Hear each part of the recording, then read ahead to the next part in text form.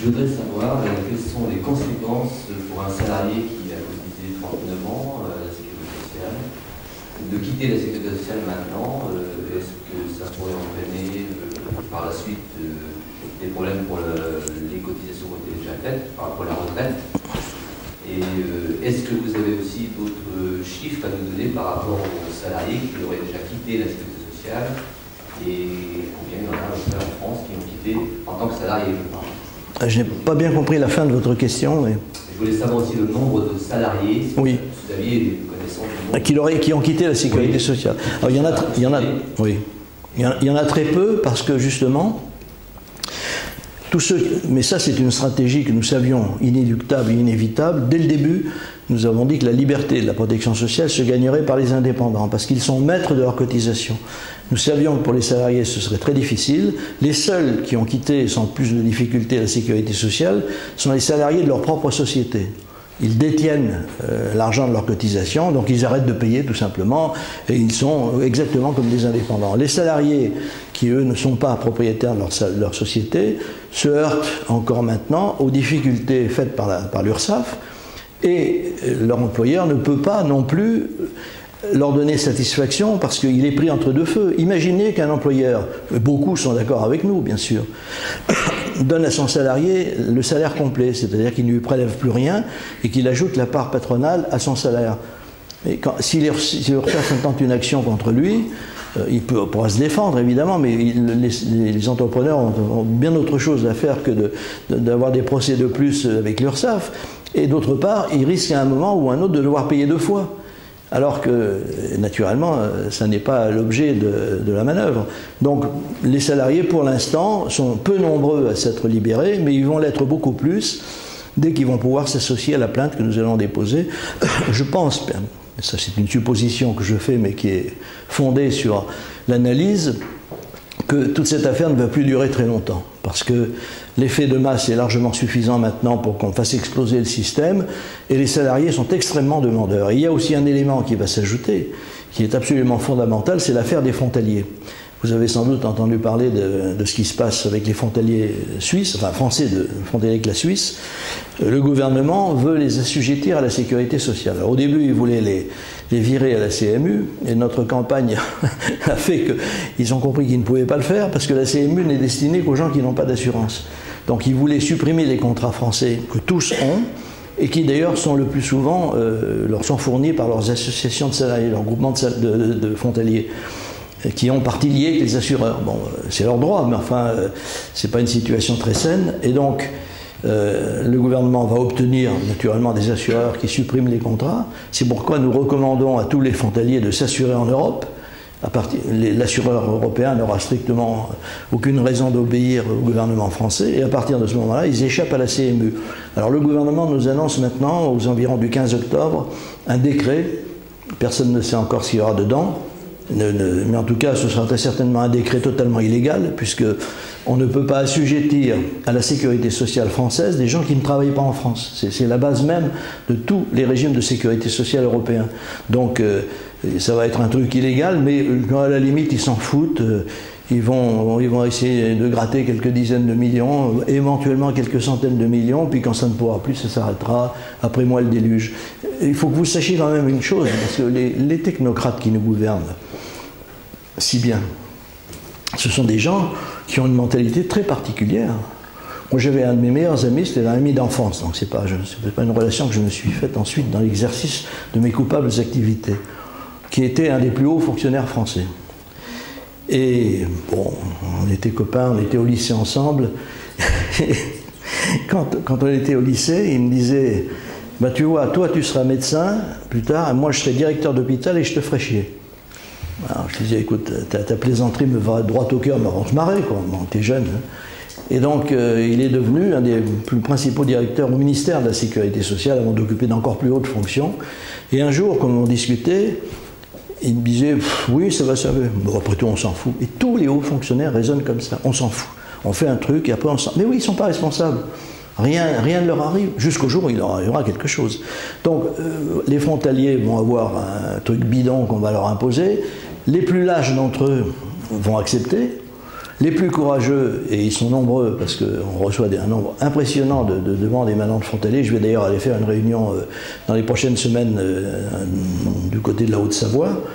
Et donc les frontaliers vont s'assurer librement, ils vont faire échouer donc, en grande partie la manœuvre gouvernementale, mais surtout, ça va être la stratégie du beau-frère. C'est-à-dire que c'est une stratégie que j'ai élaborée en me fondant sur la vie de tous les jours. C'est que la stratégie du beau-frère, c'est ce qui permet les grandes avancées. Alors ça se passe de la manière suivante. C'est dans le propos, dans le cadre du propos que je tiens, mais on peut l'adopter à d'autres propos. Il y a le dimanche un déjeuner, deux couples, les deux sœurs et leurs maris respectifs. Au cours de la conversation, l'un des maris dit « Ah mais vous savez que je suis nettement mieux payé maintenant », il annonce le chiffre. Alors les autres lui demandent « Enfin qu'est-ce qui se passe, tu as une promotion ?» Il dit « Non pas du tout, je me suis libéré de la sécu ». Alors il explique, etc. Et dans la voiture, en revenant, la sœur de l'autre dit à son mari, bah, écoute, tu vas te libérer de la sécu aussi, t'es quand même pas plus conclu. Hein. Et donc c'est comme ça que ça marche. Et les frontaliers, actuellement, c'est par dizaines et par centaines qui nous appellent, parce qu'il y en a un qui a dit, tiens, il paraît qu'on peut faire ça autrement. Mais les frontaliers, ils sont salariés. Et ils représentent, ils sont 169 000 exactement, d'après les derniers chiffres. Mais ils ont tous un beau-frère, une belle-sœur qui est salariée en France et qui va découvrir qu'on peut s'assurer librement. Alors ça va faire très très mal au gouvernement qui s'est vraiment tiré une balle dans le pied en pensant pouvoir raccrocher 150 ou 200 millions d'euros qui va piquer aux frontaliers, et alors qu'il aura tout simplement fait acte de libération de la protection sociale par voie de contamination. Voilà la réponse que je pouvais vous faire concernant les salariés. Alors je la termine en vous disant que l'intérêt que ça présente, parce que je crois que c'était le début de votre question, et notamment vous faisiez référence à la retraite. Alors, je ne sais pas si vous faites référence à la retraite en termes d'avenir, mais vous n'êtes pas retraité. Non, pas encore. Bon, donc je vous présente mes sincères condoléances pour la suite, hein, parce que votre retraite, vous ne la toucherez jamais. Et vous savez quelle est la situation des régimes de retraite. Ils sont tous en faillite. Ils ne vivent qu'à travers des avances qui sont consenties par des emprunts d'État, lesquels emprunts d'État les taux sont en train de monter. Il y a un moment où on ne pourra plus. Donc on va faire tout simplement ce qu'on a toujours fait dans ces cas-là. Oh, il y aura toujours une petite retraite, mais elle sera tellement minime qu'elle ne vous permettra pas de vivre. Donc vous avez intérêt, j'ai fait pas mal de séminaires avec des gens, bon certes d'un niveau un peu plus relevé que le salarié de base, hein. C'est-à-dire c'était des gens, des indépendants, mais pas forcément des gens riches, hein. Il y avait des gens un peu de tout le monde. Et on m'a posé la question de savoir, pour quelqu'un qui a 50 ans ou 55 ans, est-ce que c'est encore valable de choisir une capitalisation? Et je leur ai répondu la chose suivante. Si, mettons que vous ayez 50 ans, ou même 55, et que vous ayez l'intention de travailler encore 10 ans, ou peut-être 12 ans, et ne pas prendre votre retraite. En 12 ans, vous pouvez vous constituer un capital qui vous évitera la misère. Alors que si vous continuez à verser cet argent à votre caisse, vous n'aurez plus rien. Il faut quand même que vous sachiez aussi ce qui s'est passé récemment avec les caisses des professions indépendantes. Vous avez peut-être vu qu'un décret, ou non plus exactement une disposition du projet de loi de financement de la sécurité sociale prévoit que le directeur de la Caisse nationale d'assurance vieillesse des professions libérales ne sera plus choisi par le conseil d'administration, qui est composé de gens des diverses professions, mais par l'État.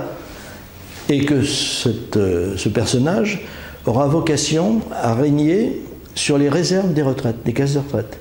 Il y a 21 milliards de réserves, et l'État ne pouvait pas laisser passer cette bonne affaire. Il y a tellement de gens nécessiteux. Et donc, il va naturellement faire main basse sur toutes les réserves des caisses de retraite. J'en discutais tout à l'heure avec notre collègue pharmacien. Les pharmaciens, ils sont quand même des gens intelligents, ont fait une retraite par capitalisation. Donc, en principe, c'est une excellente façon de faire. Et moi, j'ai pas mes relations familiales, même des pharmaciens qui ont une retraite tout à fait satisfaisante. Mais le problème, c'est que cette retraite par capitalisation repose, comme son nom l'indique, sur un capital. Et quand on vous prend votre capital, qu'est-ce qui vous reste pour la capitalisation? Plus rien. Et c'est ce qui va se passer. Ça s'est toujours passé comme ça. Je ne vois pas pourquoi. Aujourd'hui, ce serait différemment. Vous savez, Tocqueville, qui connaissait quand même bien la France, disait « En démocratie, chaque génération est un peuple nouveau ». Eh bien, on dirait vraiment que les Français ont oublié tout ce qui s'est passé dans leur histoire et ce qui s'est passé partout dans le monde. Ce qui va se passer, c'est que les caisses de retraite vont être pillées, je parle des indépendants, et pour ce qui est des salariés, l'Agirc et l'Arco, qui sont des régimes qui sont en concurrence, qui peuvent faire de la capitalisation, c'est dans le code de la sécurité sociale. Eh bien, l'Agirc et l'Arco vont se trouver face à des salariés qui vont leur dire « Mais attendez, c'est d'ailleurs ce que nous leur disons de faire, assurez-vous et demandez à quitter l'Agirc et l'Arco. » Mais tout leur système est basé sur la répartition. Si les gens choisissent la capitalisation, il n'y aura plus de gens pour payer. De même, la caisse de retraite des médecins, bon, c'est une caisse qui a actuellement des réserves, elle aussi, comme la plupart des caisses libérales. Mais figurez-vous que sur 100 médecins qui sortent de l'université, qui sont susceptibles de s'installer, il n'y a que 9 qui choisissent l'exercice libéral. 9 sur 100. Et la caisse des médecins ne regroupe que les médecins libéraux. Comment voulez-vous qu'une caisse puisse continuer à survivre alors qu'il n'y a même pas 10% de l'effectif de nouveaux médecins qui y rentrent?